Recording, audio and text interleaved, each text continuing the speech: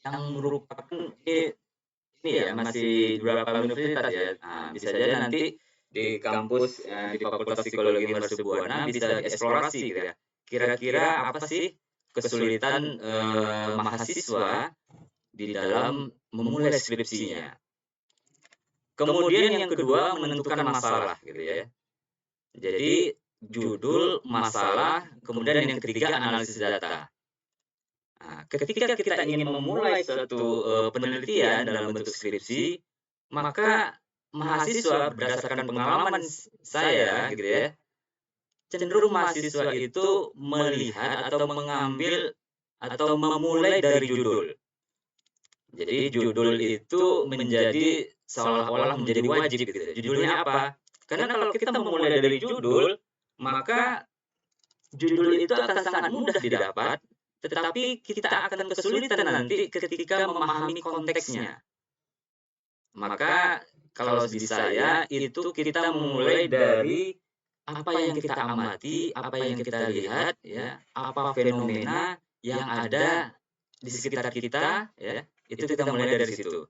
Maka bisa kita lihat ya, menentukan topik penelitian dan masalah penelitian itu merupakan tantangan mahasiswa. Karena inilah langkah awal kita di dalam memulai skripsi.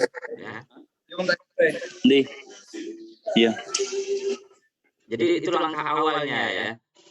Topik itu yang secara umum yang lebih luas ya. Kemudian membuat suatu topik itu menjadi berbagai macam masalah itu merupakan tantangan. Jadi kalau misalkan di tempat saya itu kalau dosen ingin mengajak mahasiswa untuk kolaborasi atau penelitian payung itu ada topik besarnya gitu ya. Jadi topik itu nanti diserahkan, kemudian mahasiswa tinggal mengkerucutkan memilih masalah penelitiannya apa atau menambah variabel X-nya gitu ya. Misalkan masalahnya sama, kemudian ditambah variabel-variabel yang lainnya. Nah, tentu ini langkah awal, pintu awal untuk bisa mengerjakan skripsi selanjutnya. Karena kalau kita berangkat dari judul ya, karena kita bisa peroleh banyak gitu ya. Peroleh banyak, kita ketik di Google itu sudah sangat banyak sekali gitu ya, judul-judul skripsi. Karena ada beberapa mahasiswa, Pak, saya ingin meneliti tentang motivasi dengan prestasi. Dari mana kamu peroleh judul ini? Saya lihat di internet, Pak. Nah, saya lihat di Google. Nah, itu sebenarnya ya sangat gampang sekali, tetapi bukan itu ya. Bukan itu permasalahan utamanya, tetapi kita menginginkan mahasiswa ya paham gitu ya, apa yang harus Anda teliti. Ya, jadi kalau kita mulai dari permasalahannya, bagaimana kita mengidentifikasi masalah. Ya, jadi kalau kita mulai dari suatu penelitian itu ya permasalahan, nanti kita bisa lihat ya. Maka untuk mempermudah ada dua skill yang harus kita kuasai gitu ya. Yang pertama adalah hard skill-nya dan soft skill-nya. Jadi hard skill ini lebih kepada kemampuan teknis ya dan spesifik di dalam kita menyelesaikan masalah. Nah, inilah yang kita peroleh ya selama kuliah gitu ya. Pengetahuan, ya, penguasaan teknologi, ya, tata cara penulisan ilmiah, metodologi riset dan yang lainnya. Nah, skripsi ya seperti yang disampaikan oleh Bu Irikan tadi adalah akumulasi gitu ya. Akumulasi dari semua yang kita pelajari ya, kemudian kita tuangkan dalam bentuk karya ilmiah. Jadi ini kenapa ya mahasiswa seringkali terhambat di skripsinya karena ketidakbiasaan di dalam membuat karya ilmiah. Maka sebenarnya latihan yang pas ya ketika kita ingin memulai karya ilmiah itu adalah dengan cara kita mengerjakan tugas-tugas paper ya dari dosen-dosen sehingga kita terlatih ya baik mengidentifikasi masalah, membuat alur logika di dalam penulisan, mencari referensi, itu akan terlatih sehingga nanti akan memudahkan gitu ya, memudahkan kita di dalam penulisan skripsi. Tetapi kalau kita hanya mengerjakan seadanya gitu ya, copy paste apalagi gitu ya, kemudian ya penting selesai gitu ya, maka nanti itu akan kesulitan ya. Maka yang kedua yang harus kita siapkan juga adalah soft skill ya. Tadi menarik juga apa yang disampaikan oleh Putra ya. Ternyata soft skill ini ya berkontribusi sangat penting ya ketika kita menyusun skripsi gitu ya. Motivasi kita, bagaimana komunikasi kita, kemudian daya tahan kita ya. Nah, hal-hal inilah yang kita tidak dapat di kelas gitu ya. Nah, soft skill ini ya ini skill yang kita latih ya di luar kelas ya, baik dengan cara mengikuti training-training atau berinteraksi, berorganisasi dan yang lainnya. Jadi dua hal ini yang penting. Oke, kita akan mulai ya, mungkin kita akan tidak terlalu ini detail nantinya. Jadi ini kurang lebih ya tahapan penelitian skripsi ya secara umum. Kita menghasilkan ide, kemudian kita memilih dan mengembangkan topik penelitian, menyusun proposal, melakukan penelitian, dan melaporkan penelitian. Jadi secara umum, alurnya kurang lebih penelitian ini seperti ini ya. Bagaimana kita bisa menghasilkan ide gitu ya, masalah, kemudian kita bisa memulai gitu ya, mengembangkan ya, dan mulai menulis. Nah, inilah alur secara umum ya, skripsi atau penelitian ya, khususnya di psikologi ya.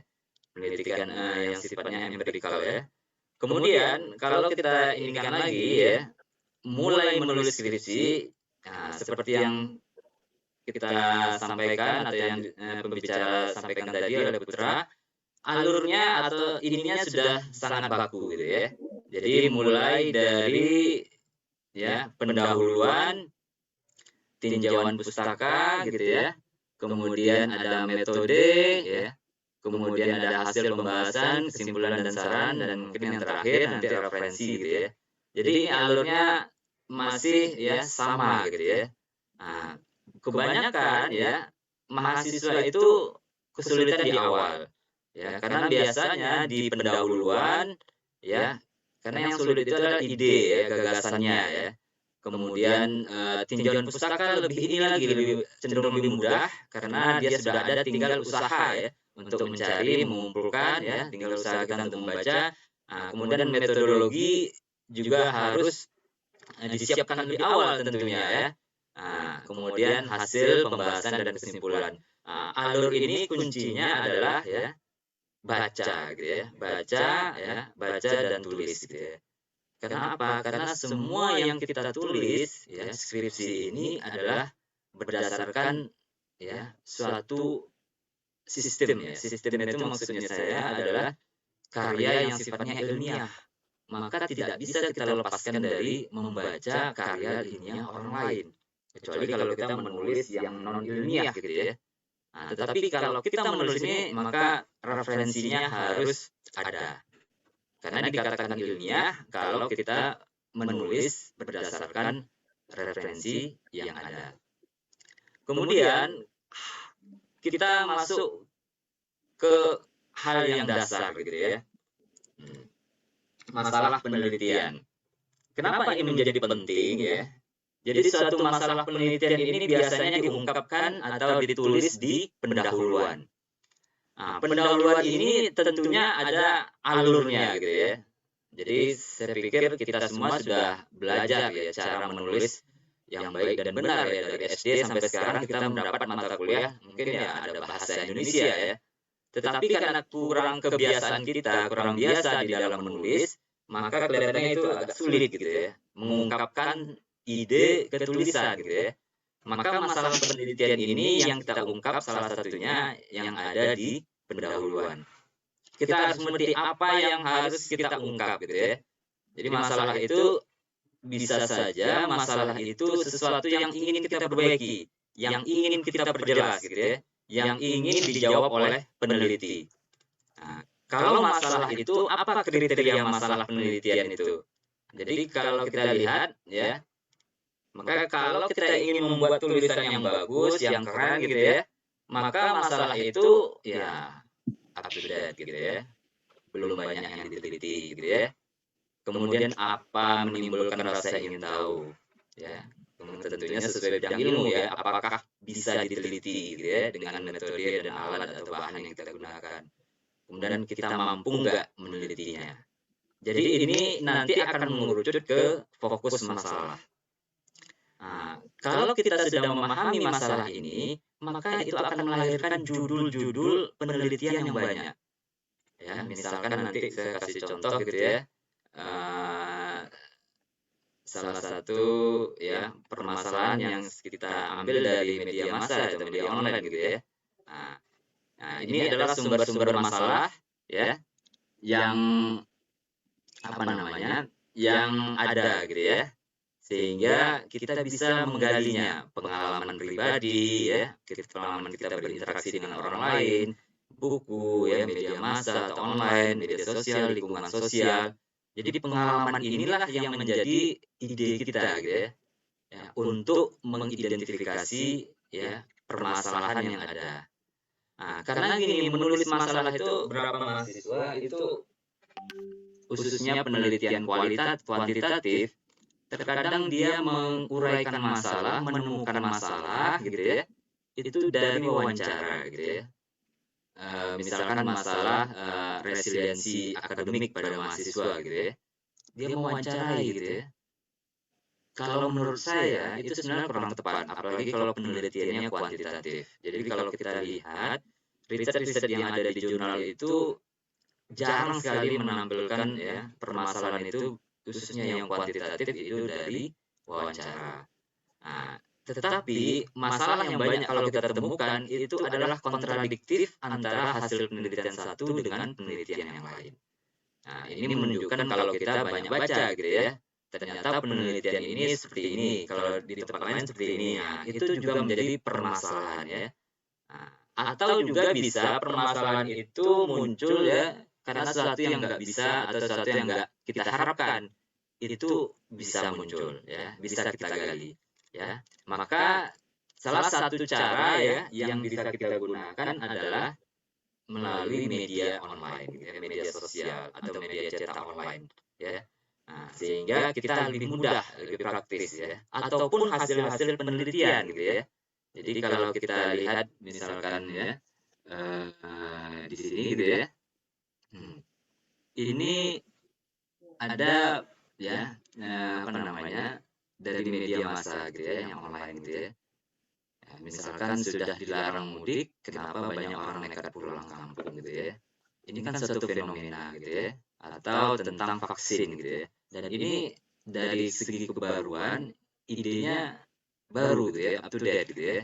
Nah, tetapi bagaimana kita ya mengidentifikasi dari permasalahan ini. Jadi kita baca, kemudian kita lihat ya apa permasalahan itu, apa konsep psikologi yang bisa kita gali gitu ya. Nah, jadi yang bisa kita gali itu apa? Nah, itulah tantangannya ya, karena kalau kita baca di media massa itu kan banyak gitu ya. Cuma konsepnya apa? Nah, jadi contohnya misalkan yang lainnya gitu ya, tentang ini ya, feminisme online. Nah, ini kan menjadi sesuatu yang menarik gitu ya. Karena salah satu tantangan mahasiswa sekarang adalah gangguan dari ya segala macam ya hal-hal yang sifatnya ya senang gitu ya, nonton gitu ya, nonton YouTube, kemudian game online gitu, itu kan membuat kita senang gitu ya. Tetapi kan itu tidak menyelesaikan masalah.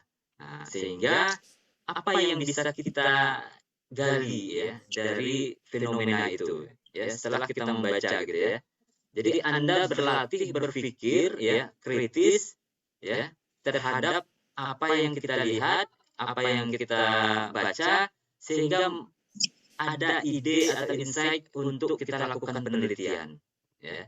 Jadi itu sebenarnya sederhana gitu ya. Karena kan kita sering ya membaca dan menonton gitu ya, mengamati yang ada di sekitar kita baik offline maupun online. Ya. Nah, ide-ide itulah yang nanti kita formulakan sehingga menghasilkan suatu permasalahan gitu ya di dalam tulisan atau skripsi kita. Oke, itu hal sederhana ya. Nah, kalau kita lihat misalkan seperti ini, ya, di dalam kita menuliskan pendahuluan gitu ya, kita bisa buat seperti poin-poinnya gitu ya, sehingga nanti modelnya seperti piramida terbalik ya. Yang pertama kita bisa identifikasi fenomenanya apa, misalkan game online. Kemudian game online itu masalahnya ada di mana? Ternyata masalahnya ada penggunaannya yang berlebihan. Kalau di dalam psikologi bahasanya mungkin kecanduan, ketergantungan ataupun yang lainnya. Jadi ini konsep psikologi yang Anda harus temukan. Karena nanti berkaitan dengan bagaimana Anda mencari literatur gitu ya, konsepnya. Kemudian kita lihat apa pentingnya dari masalah ini. Maka kita akan lihat efek dari masalah itu apa. Efeknya apa kecanduan game online? Nah, ini harus Anda baca. Gak bisa kita mengarang. Kalau kita bisa mengarang, memang bisa ya. Kalau kita menulis misalkan prestasi menurun, tapi itu harus ada referensinya. Harus ada literaturnya. Ya, perilaku agresif, tidak disiplin, sulit fokus. Nah, ini pentingnya penelitian itu ada di sini ya. Kemudian baru kita bicara tentang penyebabnya gitu ya, faktornya. Kemudian barulah kita akan memilih ya, karena banyak yang kita lihat, yang identifikasi, maka Anda bisa memilih ya salah satunya gitu ya.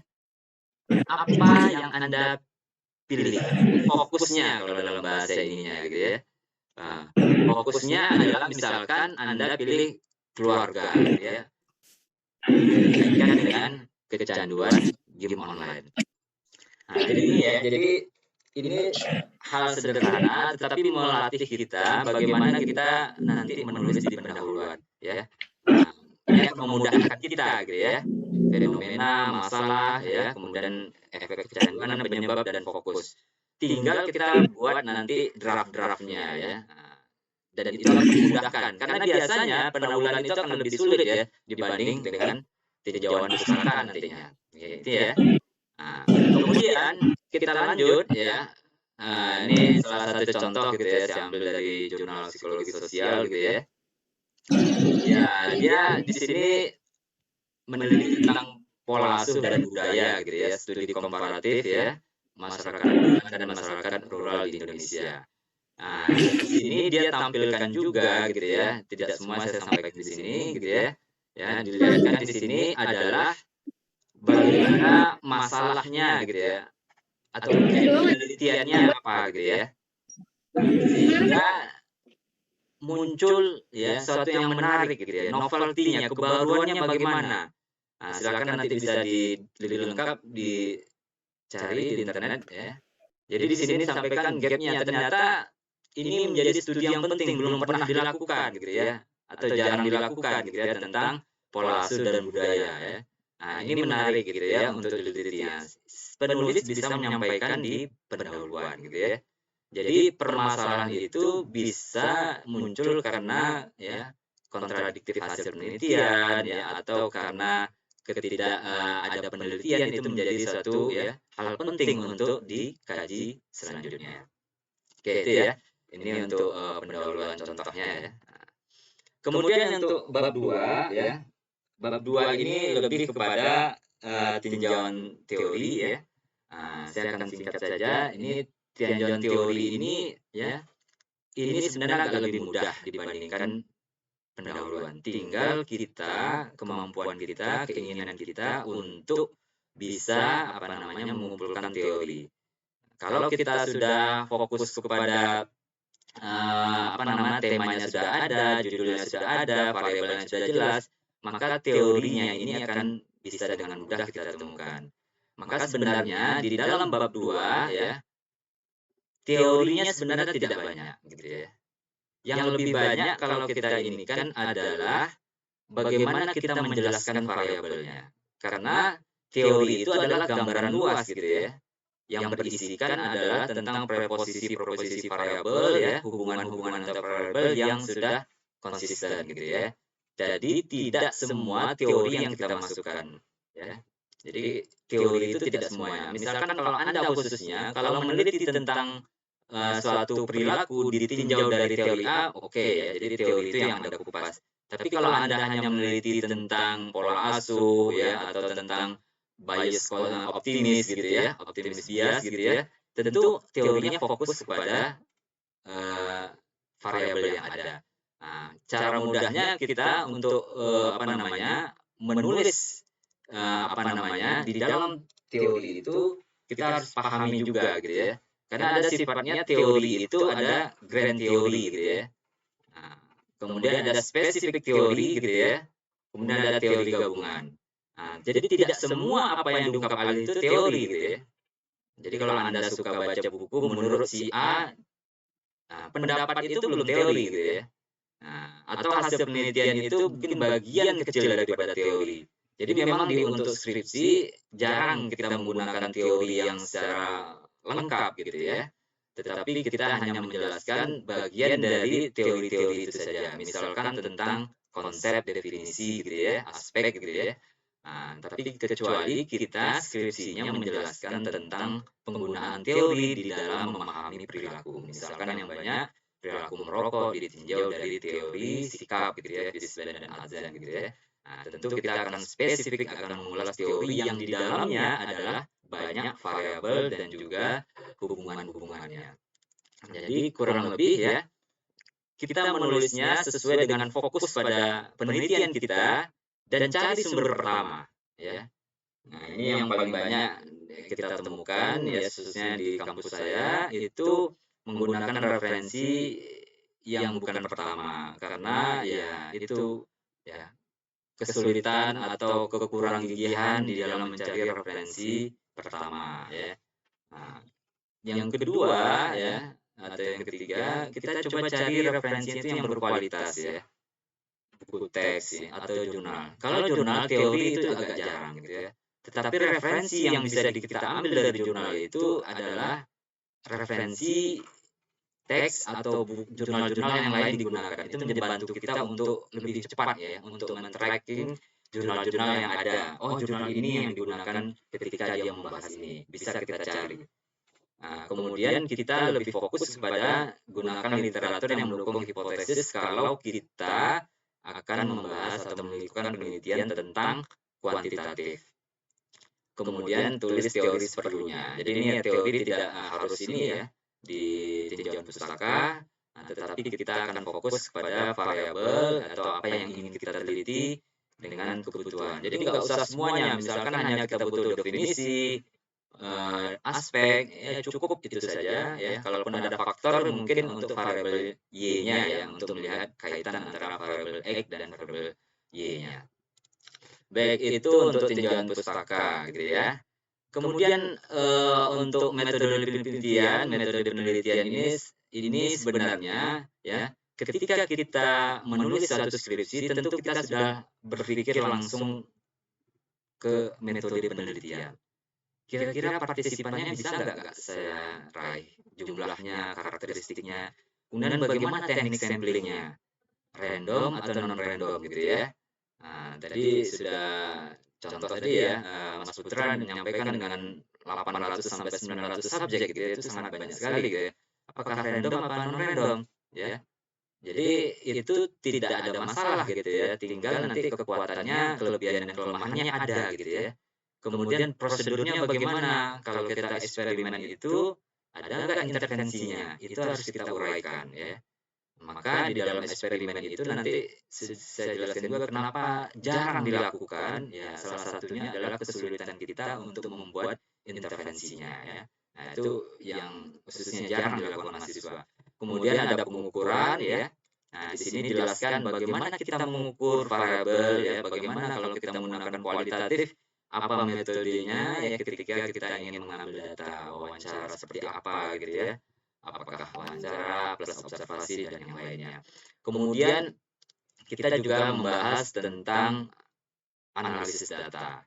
Nah, analisis data ini sebenarnya sebagai bantuan ya untuk mempercepat kita di dalam proses menganalisis skripsi kita.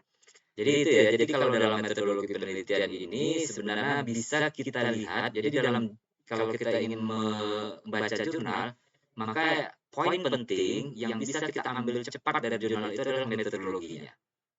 Jadi kalau Anda ingin cepat meneliti atau membuat skripsi, cari saja secara metodologi yang di dalamnya ada pengukuran gitu ya, itu yang sudah ada gitu ya. Jadi tidak perlu buat yang baru atau kita melakukan replikasi gitu ya. Sehingga itu waktu itu akan sangat cepat gitu ya. Artinya sangat hemat sekali kita di dalam menyusun skripsi. Nah, karena kalau kita buat baru khususnya di metodologi ini kan paling banyak itu pada pengukurannya ya. Nah, itu tentu kita membutuhkan waktu lagi ya.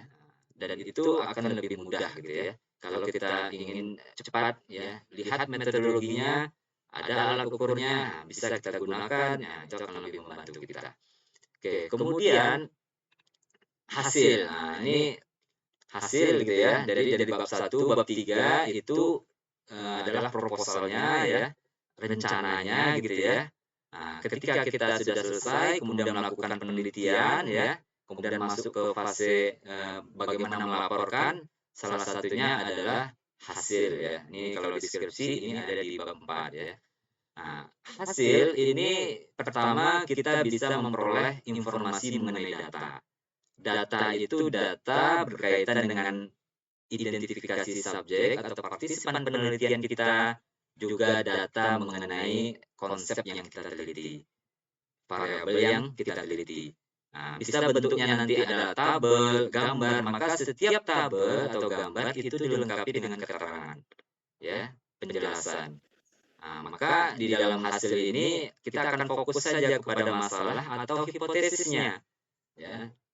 Kalaupun ada ingin meneliti atau menganalisis lebih detail, maka Anda bisa lebih eksplorasi hubungan antara variabel tersebut. Karena biasanya kalau deskripsi mahasiswa, minimal kalau dia kuantitatif itu kan 2 variabel. Nah, 2 variabel ini kan sangat sederhana sekali gitu ya, hanya mengatakan ada hubungan gitu ya. Maka Anda bisa menambahkannya lebih detail ya, mencari spesifik ya, detail aspeknya apa, kemudian korelasinya seperti apa. Itu untuk menambah analisisnya ketika kita membahas. Kemudian kita tidak menggunakan interpretasi di dalam menjelaskan hasil. Jadi kita akan fokus pada hasil penelitian. Gitu ya. Nah, untuk hasil ya. Nah, kemudian setelah hasil kita akan bahas ya, pembahasan atau diskusi. Nah, inilah yang sebenarnya yang salah satu tantangan dari mahasiswa untuk bagaimana membuat suatu diskusi itu yang menarik ya. Jadi memang biasanya ini tidak pakem ya, artinya kalau kita lihat itu di pertama poin yang awal kita nyatakan temuan utamanya apa. Biasanya temuan utama ini kaitannya dengan hipotesisnya gitu ya. Nah, kemudian jelaskan ya makna temuannya dengan menampilkan penelitian sebelumnya, persamaan atau perbedaannya. Tetapi tidak cukup saja hanya menampilkan gitu ya, tetapi bagaimana kita memberi tambahan ya, mendiskusikan ya. Jadi ada sudut pandang penulis gitu ya. Ini yang perlu diinikan ya. Bagaimana sudut pandang penulis mengkaitkan antara hasil dengan penggunaan literatur yang ada di bab 2 itu ya. Nah, sehingga bab 2 yang kita ambil literatur itu ada manfaatnya di diskusi. Apakah itu mendukung hipotesisnya ya atau tidak mendukung, itu bisa kita jelaskan ya. Nah, kemudian di akhirnya ya biasanya itu ditampilkan limitasi penelitian. Ya, keterbatasan penelitian kita apa ya, baik dalam segi metodologi ya maupun yang lainnya. Kemudian polanya adalah umum khusus ya, jadi masih sama gitu ya. Kemudian kita kaitkan dengan teori dan konteksnya. Nah, teori ini tentunya teori yang mendukung ya, artinya tidak semua teori yang kita gunakan gitu ya di dalam kita membahas di pembahasan ya, di diskusi. Nah, diskusi inilah menjadi poin penting ya ketika kita menulis skripsi. Jadi itu kelihatan ya mana mahasiswa yang bisa meramu hasilnya kemudian mendiskusikannya sehingga nanti di akhir ya ada namanya kesimpulan dan saran ya. Nah, kesimpulan inilah yang ya tadi sudah disampaikan juga, ya agak mudah-mudah sulit gitu ya, ketika kita membuat kesimpulan. Karena kalau penelitiannya hanya 2 variabel itu akan lebih mudah gitu ya. Tetapi bahasanya kadang-kadang itu, ya itu saja gitu ya, nanti bisa kita lihat ya. Jadi kita biasakan gunakan bahasa yang sederhana dan jelas gitu ya. Polanya itu lebih ke khusus dan ke umum ya, kebalikan dari kita ketika kita mulai pendahuluan ya. Kemudian bisa kita jelaskan ya ringkasan umum atas argumen keseluruhan. Jadi sebenarnya kesimpulan ini sumbernya adalah hasil dan diskusi. Jadi bagian dari hasil dan diskusi itulah yang kita ambil intisarinya, kemudian kita simpulkan. Kemudian kita menggunakan atau mengulangi, ya jangan hanya mengulangi hasil atau diskusi gitu ya. Nah, ini contohnya kalau kita apa namanya? Ya, ini saran dulu nanti kita lihat contohnya ya.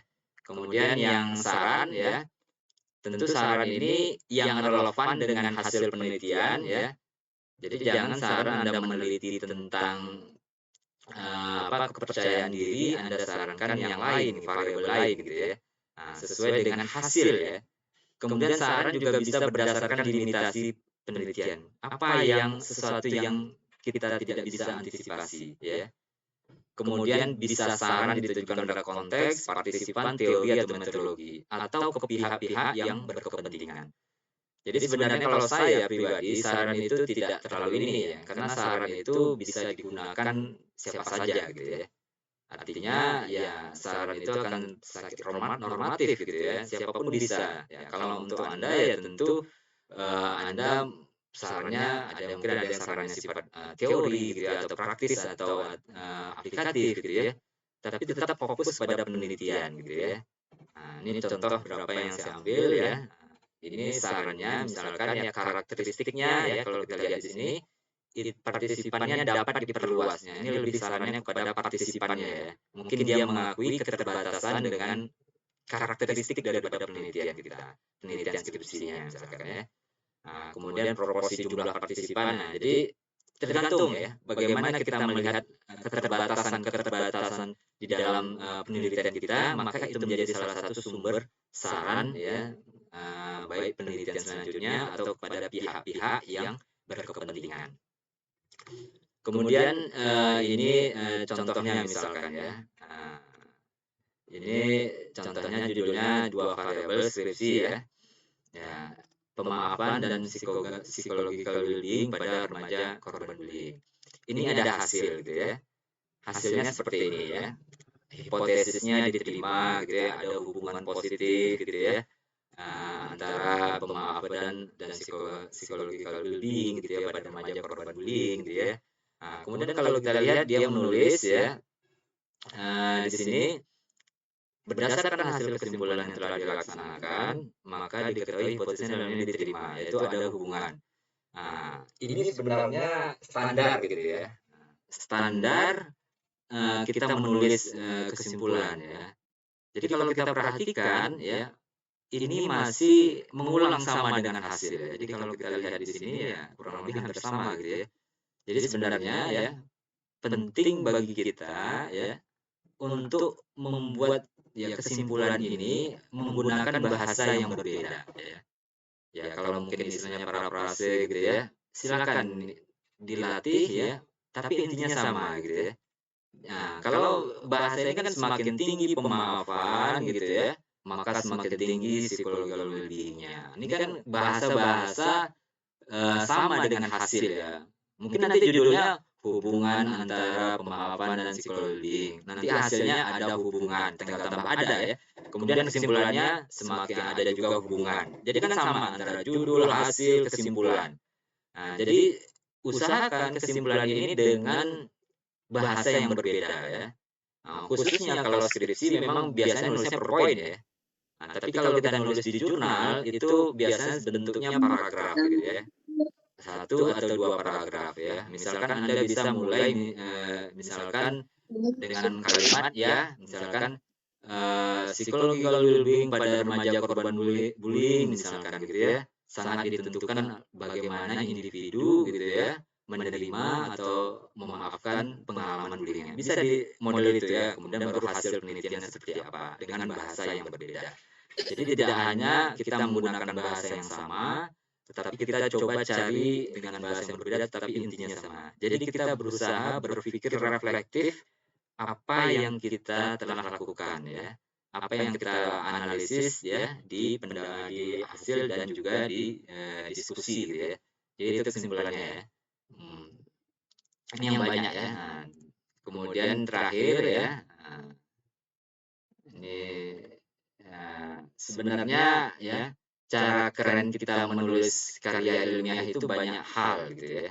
Jadi saya juga salut dari Mas Putra gitu ya, menyampaikan dengan dari awal ya, kemudian dia punya output yang sangat terukur sekali gitu ya. Maka setiap kita bisa punya gitu ya. Maka secara umum saya akan rangkum aspek-aspeknya ya. Apa yang membuat keren gitu ya. Ya, kita karya ilmiah kita itu apa, skripsi kita itu apa gitu ya. Yang pertama adalah ya ini ide gitu ya. Ide itu tentu berkaitan dengan ini ya, topik kita kebaruan apa tidak ya. Nah, ini akan menentukan ya apakah karya ilmiah kita itu bagus atau tidak. Ya, keren gitu lah kalau bahasa ini ya. Kemudian yang kedua adalah penulisan. Nah, ini kalau idenya bagus, penulisannya tidak bagus ya, ini juga akan mempengaruhi keren atau tidaknya karya ilmiah kita. Kemudian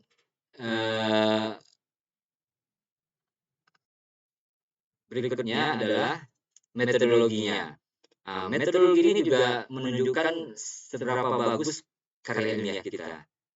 Nanti kita akan lihat apa yang metodologi yang sekarang lagi in gitu ya. Nah, tentu self report misalkan itu kan satu yang biasa gitu ya.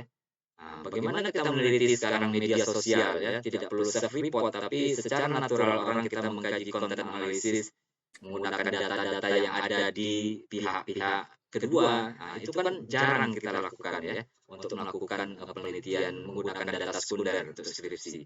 Nah, itu sebenarnya data yang lebih sifatnya yang berbicara gitu ya. Bukan orang melaporkan tetapi data yang berbicara.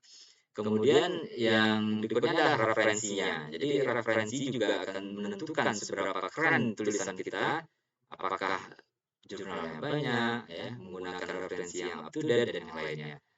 Nah, dan yang terakhir adalah tentu benefitnya, ya, keuntungannya. Apa manfaatnya dari karya ilmiah kita? Apakah bermanfaat hanya untuk diri kita atau hanya untuk bisa juga ke orang lain? Nah, 5 inilah menjadi ya indikator ya kita menilai karya ilmiah itu keren atau tidak. Baik, mungkin yang terakhir ya ini contoh ya riset psikologi di Universitas Riau yang saya membuat ini sudah lama ya, tetapi ini menginspirasi ya. Jadi kalau ternyata pendekatan yang paling banyak digunakan itu korelasional. Jadi kalau kita ingin keren tentu kita kalau metodologinya menarik yang bagus ya di luar itu gitu ya. Nah, eksperimen tidak banyak. Nah, ini kalau kita ingin keren secara metodologi gitu ya. Secara konsep tentu konsep yang paling banyak apa? Mungkin di Fakultas Psikologi Universitas Buana punya biro skripsinya atau apanya yang mungkin akan mendata ini konsep-konsep yang pernah, yang belum gitu ya. Tapi sebenarnya semua konsep bisa, tentu akan banyak variasinya. Misalkan pola asuh kan sudah jenuh misalkan, tapi dengan konsep yang berbeda dengan konteks sekarang ini tentu bisa dieksplorasi apa yang menarik lagi gitu ya. Nah, kemudian siapa subjeknya gitu ya? Oh, ternyata banyak kan siswa gitu ya. Nah, ini salah satu kelemahan ya atau kekurangan atau di penelitian psikologi ya kalau kita lihat hampir 80 sampai 90% itu subjeknya adalah student gitu ya, baik mahasiswa dan siswa. Nah, ini kan generalisasinya akan menjadi satu tantangan ya. Nah, ini bisa ini kan ya dari referensi ini. Dan yang terakhir adalah kiat-kiat menulis skripsi ini secara umum sama ya. Nah, artinya kita di dalam menulis skripsi ini tentu kita akan sesuai dengan minat kita. Karena minat ini akan mempengaruhi kita di dalam motivasi gitu ya, internal kita. Kemudian baca, tulis, inilah 2 hal inilah kuncinya ya. Setelah motivasi, minat gitu ya, kemudian membaca, menulis, kemudian kita fokus ya, kembali ke outline yang kita buat gitu ya. Kemudian kita pilih situasi positif dan kita diskusi kalau kita menghambatan. Jadi kiat-kiat menulis ini sebenarnya mudah kita dapatkan, tetapi kita butuh konsisten gitu ya, butuh konsisten untuk melaksanakannya. Nah, ketika kita butuh konsisten, kita punya banyak cara gitu ya. Apakah kita teringat dengan motivasi atau pesan dari orang tua, atau kita memotivasi diri kita bisa selesai sehingga memperoleh pekerjaan atau melanjutkan studi. Nah, itu cara-cara kita untuk memotivasi diri. Nah, saya pikir itu ya mungkin yang saya sampaikan, mudah-mudahan bermanfaat. Ya, mohon maaf kalau ada kekurangan. Saya akhiri. Assalamualaikum warahmatullahi wabarakatuh. Waalaikumsalam warahmatullahi wabarakatuh. Ya, terima kasih nih Mas Ipan.